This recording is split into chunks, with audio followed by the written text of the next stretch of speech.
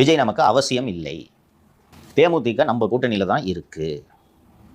நான் இதை ஃபர்ஸ்ட் காலையில் இதை கேள்விப்பட்ட போது அந்த அம்மா வேற மாதிரி பேசிட்டு இருக்கு. இன்னொன்று தனலட்சுமி ஸ்ரீனிவாசன் டீல் ஜனவரி மாதம் தான் சொல்லுவேன்னு சொல்லிட்டு இருந்தாங்க. இன்று செய்தியாளர்களை தேமுதிக தலைவர் திருமதி பிரேமலதா அவர்கள் சந்திக்கும் போது துணி மாறி இருக்கிறது.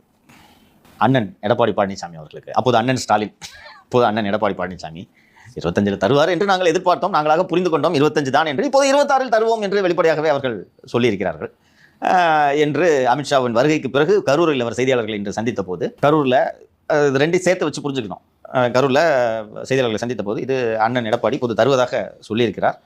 கூட்டணி நாங்கள் ஜனவரியில் தான் அறிவிப்போம், அப்போ நீங்கள் இந்த கூட்டணியில் இது தாவேக கூட்டணிக்கு செல்வீர்களா அப்படின்னு அதுக்கு நேரடியாக அவர்கள் பளிச்சுன்னு சொல்லியிருக்கலாம். ஏன்னா இந்த ராஜ்யசபா சீட்டு கிடைக்கின்ற காண்டில் அவங்க சொன்னது விஜயோட அறிவிப்பு வரவேற்கத்தக்கது, அதிகாரத்தில் பங்கு என்பது வரவேற்கத்தக்கது அப்படின்னு தான் சொல்லியிருந்தாங்க.